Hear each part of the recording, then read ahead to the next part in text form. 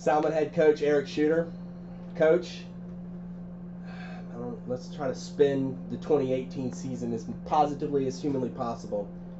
What lessons, before we talk about your team, what lessons did you maybe learn to help things become better in 2019 from 2018? Tell me the positive lessons you learned. There is no spinning the 2018 football season. We were not a good football team, and I'll take full responsibility for that.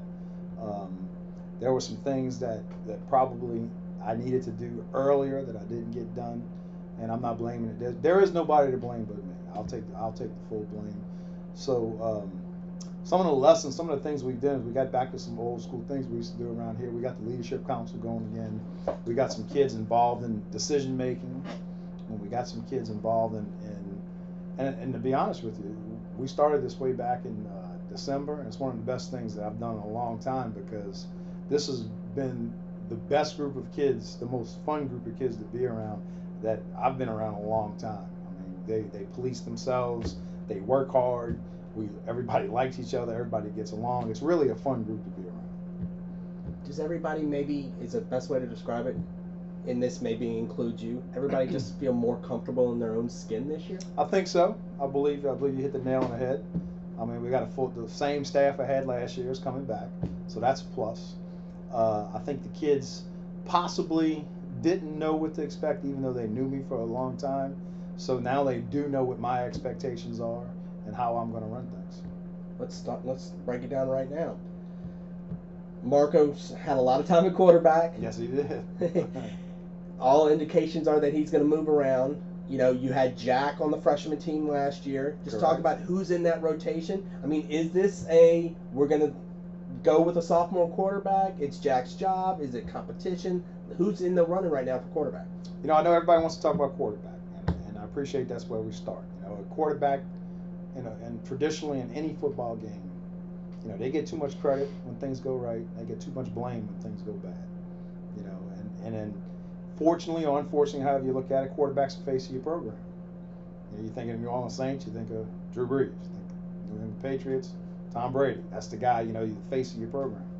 So, unfortunately or unfortunately, I don't necessarily look at things like that at the high school level. What we have to do is we have to put the best 11 players on the field at the time to give us the best chance to win the game. Or it may be putting the best 11 players on the field at the time, the best chance to win the play. So, yeah, Marco's he's gonna get time at quarterback. You know, we have a quarterback battle going on right now. Jack Gillikin. Jack is doing a phenomenal job. He's going to get time at quarterback. John Lowry. John Lowry's another guy who's been working quarterback. He's going to get time at quarterback. At some point in the season, at some point in the preseason, we may decide this guy gives us our best chance to win, and we're gonna hone in on him, and that's what we do. But right now, no one has emerged and won the job. So everybody's about what and what.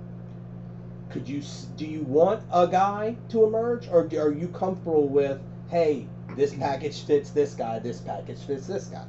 I think it would be easier planning if a guy did emerge, you know. So do I want a guy to emerge? Yes, absolutely, I do. I think it'd be easier for everybody involved. However, with that being said, our quarterbacks are having a real good summer. The competition makes everybody better, and we're much better today than we were at the quarterback position than any point last football season.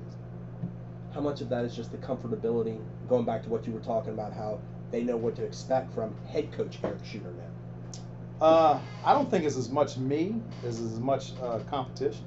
I think when we came out of spring, where the kids knew that we were serious, that the best guy was going to play, and if you were having the best day or the hot hand, you were going to stay in.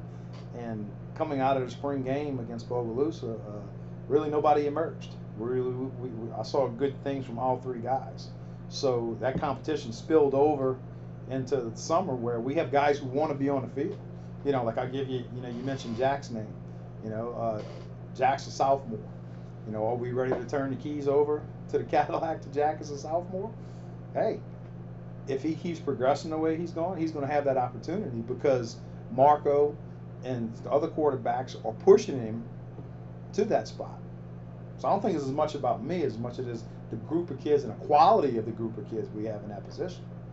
if it's not Marco at quarterback, obviously he's going to see some time in the backfield. Absolutely. Or in the, let's talk about the running backs. Who's in your, I guess your staff, your rotation in the backfield? We have a real good problem at running back where we have a lot of them, and they all going to play. Obviously, Marco's the guy that's going to have to carry the load, and Carl Owens, who's going to be a junior, who is going to be a 3-year guy. Carl, as a freshman, got touches. Carl had, I think, 150 yards as a freshman carrying the ball. So, he carried the ball a little bit for us last year. Carl Jones was here as a freshman who had moved to North Shores, and North Shores District he's moved back. He's another guy who's going to have touches on the offensive side at tailback. So I feel pretty good with the group of kids. And, of course, John Lowry is another one. John Lowry is another one who does great things when he has the ball in his hands. So if John's not a quarterback and he's not playing on defense, he's going to get some time at tailback also. How much of a coach, as a coach, do you love the fact that, hey, you know what? I can throw 5 guys at you, and each guy may be able to do something different. So that's another problem for opposing defenses. Well, I think it's good when we are able to put them all on the field at the same time. You don't know who the quarterback is going to be. So that kind of was we've always had that goal around here. Even going back a bunch of years ago, when LJ was here, we had other kids who were possibly, actually it was John's older brother. Going into John before they moved, we were looking at a 2-package deal where you never knew who was at quarterback. And you're not able to plan as a defense on what plays or what schemes are coming at you based on who the signal caller is. So it's good problems to have. Who are they throwing to? Well, we've got some receivers that don't have a lot of experience. We got a returning starter from last year, Mason James. Mason has had a phenomenal summer. Mason is not overly big. Mason's probably 5'8", 150 pounds, runs good routes, has good hands. Corey Wood is another kid. Corey's another legacy here. His uncle and his dad both played ball here. Corey's really emerged. Corey's going to be a junior. We got a kid who's new to football, but he's not here at Salmen, but he's not new to football. Jalen Scott. Jalen's 6'3". And he's very promising, learning the game, and I'm looking forward to seeing what that group of kids can do. As far as having that big, we haven't had that big kid in a while. That 6'3" size. I'm very, very excited about that. And then obviously, John Lowry. John would have to get some playing time there also. No matter who the quarterback is, they're not going to be effective if he doesn't have time or holes to run through. That starts with your offensive line. Let's talk about rotation there. Right. Well, I can tell you this: we're going to be as big as we've ever been around here, and that's a good thing. Darian Bowman, our right tackle, he's a returning starter. Darian's 6'1", 245.